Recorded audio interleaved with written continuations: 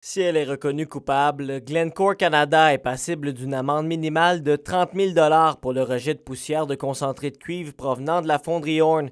Entreposée à l'extérieur, des rafales de vent avaient soulevé la poussière contenant notamment de l'arsenic, du cadmium, du nickel et du plomb. C'est rassurant que le gouvernement fasse sa job, là, que le ministère de l'Environnement, qu'il y ait des conséquences qui s'appliquent.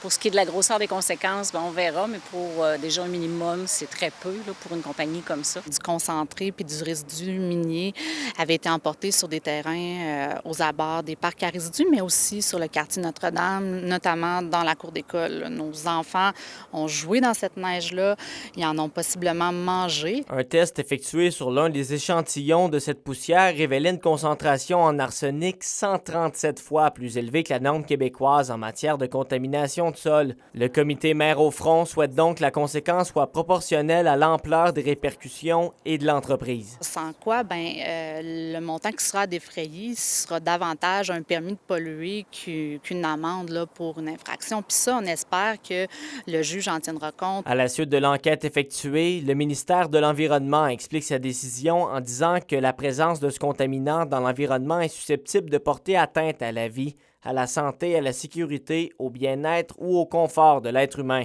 De plus, il peut causer des dommages ou porter atteinte à la qualité de l'environnement, aux écosystèmes, aux espèces vivantes ou aux biens. C'est arrivé l'hiver, donc là, on pouvait voir ce qui se passait, mais tu sais, ça peut arriver n'importe où, n'importe quand, là, tu sais, ça pourrait être aujourd'hui. Puis si cette poussière noire-là sur la pelouse, on ne la verrait pas. Alors, je pense que c'est super important que les mesures soient prises puis qu'il y ait des conséquences. La fonderie Horn a ajouté un dôme en 2025 pour entreposer le concentré de cuivre, mais plusieurs groupes s'inquiètent tout de même qu'un incident du genre survienne de nouveau. Ces concentrés-là devraient être tous sous dôme, sous une toile ou en tout cas protégés par un dôme, fait qu'ils ne devraient pas avoir d'emportement comme ça. Ce serait réellement important que le gouvernement exige dès maintenant des mesures pour éviter que cette situation-là se reproduise encore parce que l'érosion éolienne, là, il est susceptible d'en avoir tout le temps. Étant donné que le processus judiciaire est toujours en cours, Glencore n'a pas souhaité commenter davantage le dossier.